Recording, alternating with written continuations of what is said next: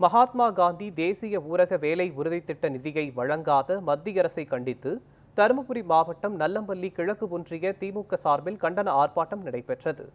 மகாத்மா காந்தி தேசிய ஊரக வேலை உறுதி திட்ட நிதி 4 கோடியை மத்திய அரசு விடுவிக்காததை கண்டித்து தமிழகம் முழுவதும் கண்டன ஆர்ப்பாட்டம் நடத்தப்படும் என அறிவிக்கப்பட்டிருந்தது. அதன்படி நல்லம்பள்ளி கிழக்கு ஒன்றிய திமுக சார்பில் கிழக்கு மாவட்ட பொறுப்பாளர் மணி தலைமையில் கண்டன ஆர்ப்பாட்டம் நடைபெற்றது.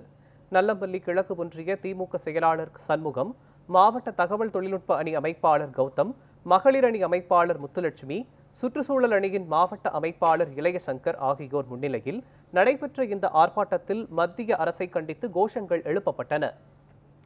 மாண்புமிகு தமிழ்நாடு முதலமைச்சர் அவர்கள் இருமொழி கொள்கை தான் எங்கள் மாநிலத்தில் செயல்படுத்தப்படும் என்று உறுதியாக இருக்கின்ற ஒரே ஒரு நோக்கத்திற்காக மத்திய அரசாங்கத்திலிருந்து மாநில அரசாங்கத்திற்கு வழங்க வேண்டிய நிதியை, குறிப்பாக தமிழ்நாட்டிற்கு கல்வித்துறைக்கு வழங்க வேண்டிய நிதியை ஒரு பைசாவை கூட வழங்காமல் இன்றைக்கு எங்களை இழுத்தடிக்கின்றார்கள்.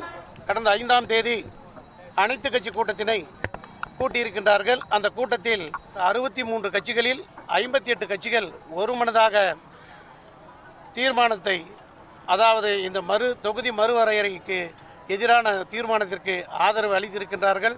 கடந்த 22ஆம் தேதி அன்று அந்த கூட்டத்தை நடத்தியிருக்கின்றார்கள். அந்த கூட்டத்தின் மூலம் தொகுதி மறுவரையை இன்னும் 25 ஆண்டு காலத்திற்கு தடுத்து நிறுத்த வேண்டும் என்று கூறியிருக்கின்றார்கள்.